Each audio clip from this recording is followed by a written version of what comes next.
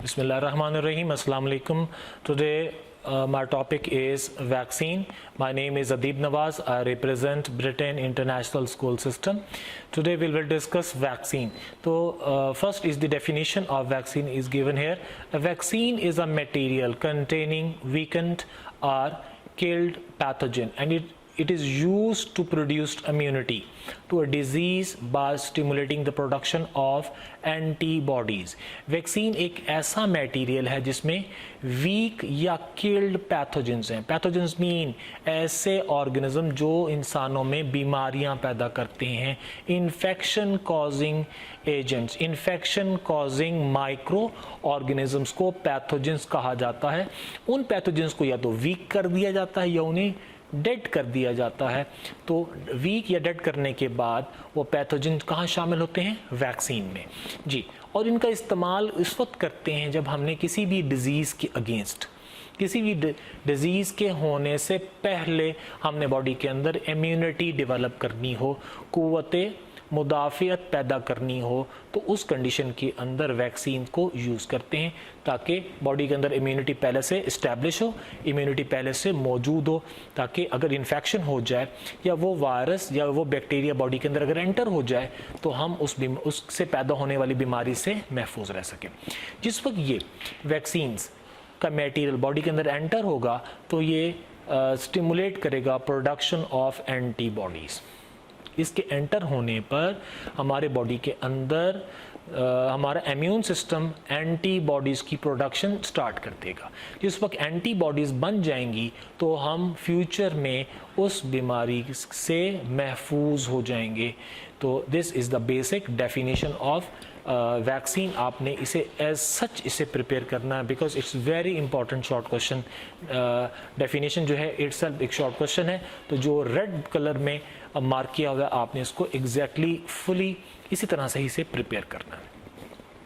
अब ये देखते हैं कि वैक्सीन की हिस्ट्री क्या है. In 1796 a British physician name is Edward Jenner infected a young boy with cowpox by injecting pus cell.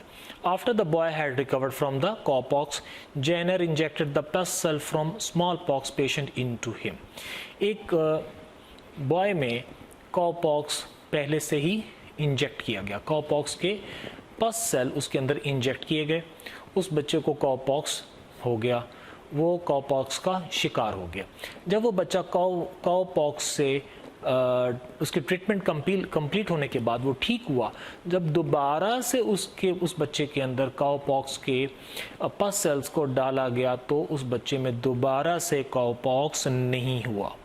ठीक है, एक दफ़ा काउपॉक्स के पस सेल उसमें डाले, उस बच्चे को काउपॉक्स तो हो गया लेकिन उसके बाद वो ठीक हो गया. ठीक होने के बाद दोबारा से कुछ अरसे के बाद उस बच्चे के अंदर काउपॉक्स के जब पस सेल डाले गए, उस बॉडी के अंदर इंजेक्ट किए गए तो उसे काउपॉक्स नहीं हुआ. So it become clear that intentional infection with the cowpox protected people from small pox. यानी अगर किसी शख्स के अंदर हम खुद से इरादतन प्लानिंग के तहत काउपॉक्स के इन्फेक्शन पैदा करने वाले जर्म्स को उस शख्स के अंदर ऐड कर दें जी, तो वो फ्यूचर में उस बीमारी से महफूज रह सकता है. This method was terms as vaccination. इस तरीके से इम्यूनिटी डेवलप करने के प्रोसेस को, इस तरह से इम्यूनिटी डेवलप करने के प्रोसेस को और एंटीबॉडीज़ के प्रोडक्शन होने के प्रोसेस को कहा जाता है वैक्सीनेशन. और वैक्सीनेशन के लिए जो मटेरियल, जो सब्सटेंस यूज़ होता है, चाहे वो लिक्विड हो, चाहे वो नेज़ल स्प्रे हो, चाहे वो ड्रॉप्स के फॉर्म में हो, चाहे वो इंजेक्टेबल फॉर्म में हो, तो उसे हम वैक्सीन कहते हैं. This is the diagram given here. Vaccine, a painting showing Edward Jenner injecting the boy. ये पेंटिंग शो की गई जिसमें एडवर्ड जेनर एक बच्चे को इंजेक्शन की मदद से उसे काउपॉक्स के पस सेल उसके बॉडी के अंदर इंजेक्ट कर रहे हैं. It was the world first vaccination.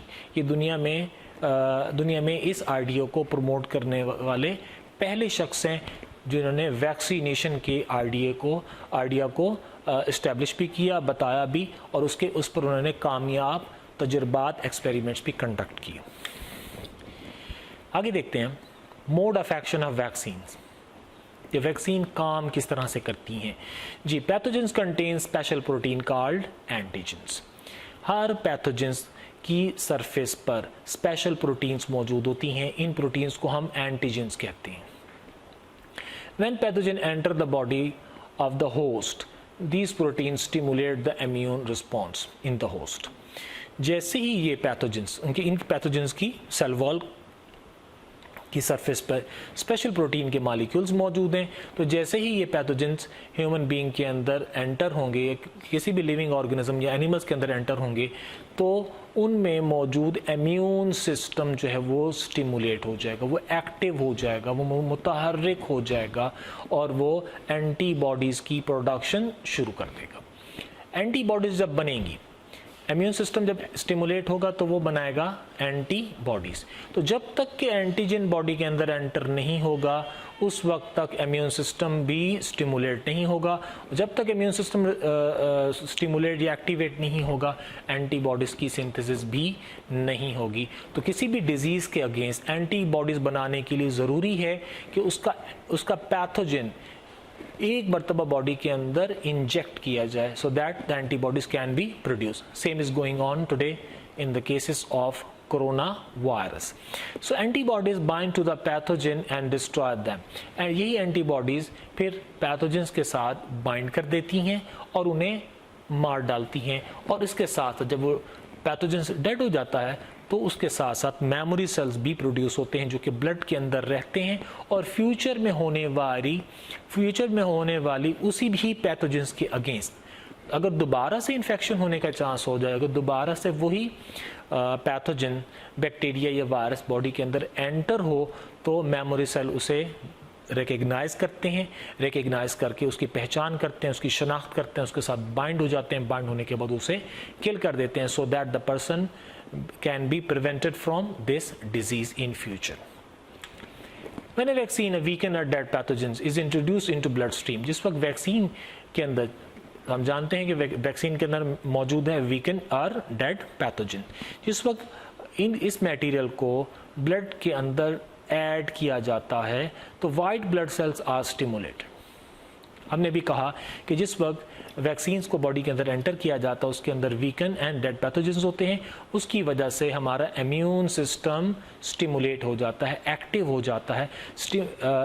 Active होने वाला इम्यून सिस्टम उसमें से लिम्फोसाइट बी, ठीक है, लिम्फोसाइट बी जो है वो इन पैथोजेंस को एज ए दुश्मन, बतौर एनिमी रिकग्नाइज दीज वीकन और डेड पैथोजन एज एनिमीज।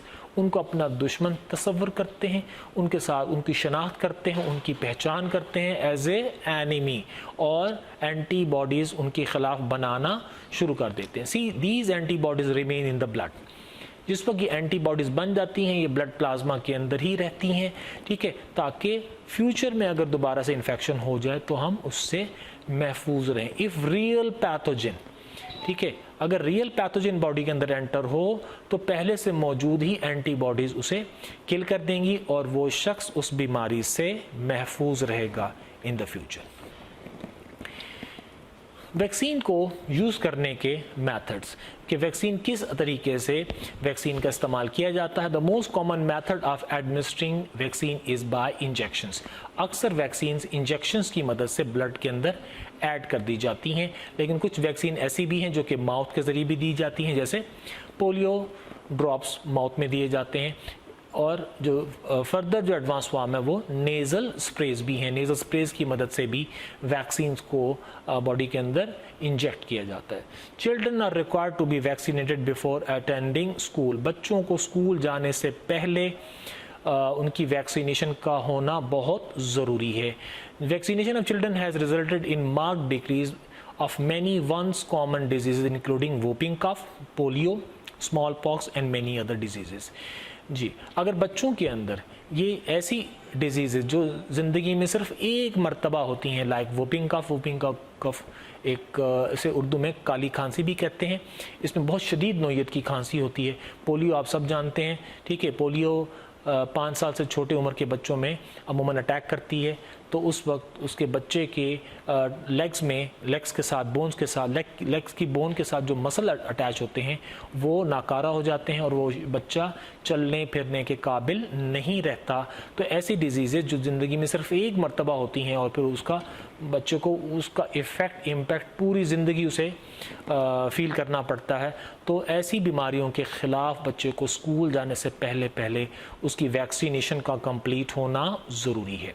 सम वैक्सीन, अब कुछ वैक्सीन ऐसी भी हैं जिनका इफ़ेक्ट हमें लाइफ टाइम नहीं मिलता, यानी अगर एक मरतबा वैक्सीनेशन हो गई तो वो मुकम्मल पूरी ज़िंदगी के लिए वो हमें इम्यूनिटी इस्टेब्लिश नहीं करती। उसकी इम्यूनिटी ग्रेजुअली वक्त गुजरने के साथ साथ वीक हो जाती है, और उसमें से एक मिसाल है tetanus vaccine are only effective for limited period of time.